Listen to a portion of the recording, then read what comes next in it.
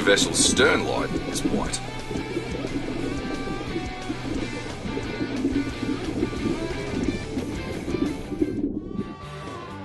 I'm standing here with the main man when it comes to the fishing, Mr. Wall. Everything runs so smooth when he's around. Mate, I've got to ask you, I guess to start things off, is how did you kind of get into stuff like this? You know, whether it be the fishing, the actual whole setup for today's event? Joel, I got into fishing through living in Redland Bay as a child. Yep. And when I was a teenager, I joined the Redland Bay Fishing Club and learned a lot from them. The club put this event together in the early 90s. This is the 21st year. Okay. So I was only a teenager then, and I fished the comp regularly.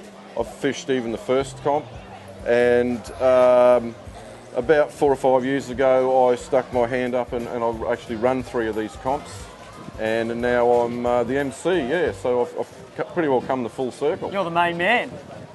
You could say that. Now, I guess going back to saying how when you first started off, now, did you ever see the event going to grow so big to the way that it is now? Was it very small back then? The very first event was an offshore only, and it was held over near the South Passage Bar. So I think we had about 200 boats all pulled up on the sand, and it was like a shotgun start, and 200 boats just went out completely offshore fishing. Yep. And we had the presentation at the Redland Bay Hotel. And from there, a lot of people said, hey, this is so good, let's add the inshore component. Yep. And we did that. And it's just gradually evolved over the years to what it is now, yeah. So now it is, so obviously making it right, so it's the inshore and the offshore. Yes. And then it obviously just spans out from there. So it's not a shotgun start like what you were saying before, it's all allocated areas, or how does it kind of work? Well, we start at midnight on the Friday, lines down, and we finished at 12:30 today. Basically, there's a range from Caloundra down to the Tweed that they can fish, and they can fish anywhere in between there except for closed off impoundments like dams and lakes and things. Okay, and there's obviously all those secret spots as well that we're not allowed to talk about. No, everyone's got one of those. Everyone's got their secret spots. Now, do you still compete yourself, or no, is that one of those things that you did back in the day and then over the time you kind of progressed and now you're basically MC? The responsibility of MC. I don't have time to compete. And as far as lucky draws and things go, you know, it wouldn't look too good me pulling my own name out of the hat, would it? No, correct, fair enough. And what about back in the day? Did you win any events or come close to it? No, actually, I was always a bit of a try-hard. I used to fish pretty hard and maybe get on the board for a little while but get knocked off.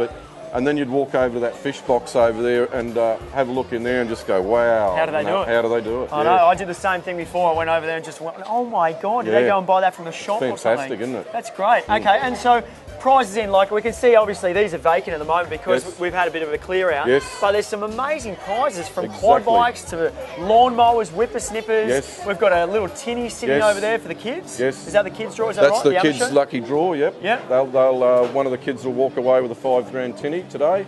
And a senior's going to walk away with that 20 grand chocolate covered Kia there. It's unbelievable. So you've got a car, you've got a tin. I feel sorry for the kids though. Unfortunately, they have to wait until they're 18 so they get their licence so they can kind of tow behind their cars. 16. It could be, oh, that's right. Yes. That's it. And then, also the camper trailer over there, that was our early entry prize. And that went off on Friday? Friday night, right? yes. A young couple won that, and they were jumping up and down and still smiling 4 days later. That's good, and they're still actually camping over there probably as well. are. So, you know, that's all. They're probably guarding it. Set, which is great. And like the actual event itself, you can have a look around. There's just for a day that's not sunny and balmy conditions, there's still a lot of people. Oh yeah, no, for sure. Look, it's not just a fishing comp. It's become a community event where a lot of the locals get together. And see each other once a year, you know, have a couple of drinks, have a chat about fishing, get some food into them. Yep. And, you know, a certain group of people don't even fish it. They just enjoy coming down and going for the raffle side of it. Checking it out. Yeah, and just enjoying the company, you know. And families. I can see there's just so many younger generations. Yes, so as you were saying before, from when you started to now emceeing it, now you can see the same thing with these kids running around with dad and eventually, hopefully, all they might be here as well. We've even got some of those kids in behind the scenes doing the prize allocation, and you know they're in their early 20s and stuff like that now, and yeah, there you go. go. Great to see it roll along. So how does someone get started into you know, whether it be the fishing side of it or just getting in behind the competition? Basically, Joel, around March or April, we have the entry forms come out in major tackle stores. We have an entry form online on our website, rbafc.org.au. Okay. And all the rules and conditions and stuff are on the website, and they can post their entry in. And we also have 3 outlets, respected tackle stores and a marine place, etc., where they could take their entries in and get a ticket. Oh, there you go. Nice and easy. Yeah, and if they're entered by a certain date, they qualify for that early entry prize, the camper van. Yeah. Oh, look, it is. It's fantastic. See the kids are running around with the families. Weather's not holding back. Great prizes. We've got everything. We really do. It's fantastic. It's all happening, as we say. Great job, Wal. Thank you. Thank you very much, Cheers. mate. Appreciate it. Thanks, Joel. Now, just as the rain sets in, I managed to find myself next to James, all kitted out for today. Have a look at this jacket. It's unbelievable, mate. Warm, mate. I have to say, you are the driest here for sure. Absolutely. Now, before I touch on that amazing jacket, mate, I've got to ask you, how did you actually get started in the Redland Bay fishing competition? Mate, many years ago we were approached by the local club here to support with senior and junior prizes. As the competition's developed over the years, they've taken a strategy to continue to promote junior prizes, and this year we're lucky enough to be able to supply the junior boat prize. And I'm assuming, standing in front of it right now, this is the junior prize. This is the junior prize, mate. It gets a kid on the water. Mum and Dad have to tow it, obviously being a registered vehicle, but with a 4 horsepower, doesn't require a licence. It enables the junior prize winner to, utilise the boat to their own. For this weather condition, it's great to see the kids out and having an absolute ball. Mate, I think this just goes to show that any sort of weather, fishing can be taken out in, whether it be off the bank, in a boat. Certainly, we always promote safety, and safety is a key. So if the conditions are too bad, they shouldn't go out. But it's great to see the commitment of all these folk. From what I understand, some of them are as far as Killarney away, and a lot of them are locals. So it's good to see a lot of people travel for the event as well. Moving forward, we'd like to continue to promote junior participation. So I'd like to see I'm here again next year. Definitely, and definitely look forward to seeing you as well. And hopefully the weather might, put on a bit of a show.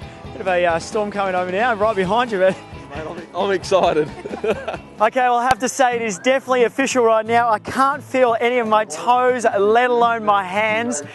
These guys are drawing the last of the prizes here at the Redland Bay Fishing Competition. It has been an absolutely amazing long weekend here. The prizes, absolutely phenomenal.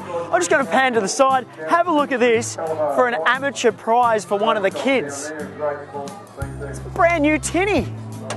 Lucky I got a tow ball in the back of my car. We'll see if we can tow that one home and see if no one notices. No, like I said, it's been an amazing day out here. Barry took us out on his boat and chased a few people to see what they did catch, some amazing bream and all the other fish, as well as the kids running around having an absolute ball.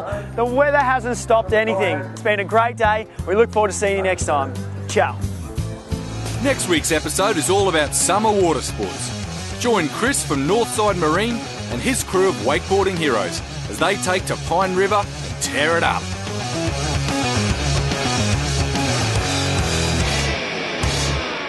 We catch up with Matt and Chris for more boating tips and take another look behind the scenes at the Brisbane Water Police. Rain, hail or shine, this one will be a cracker of an episode. Be sure to tune in and catch all the action. Until next week, take care on the water and have fun.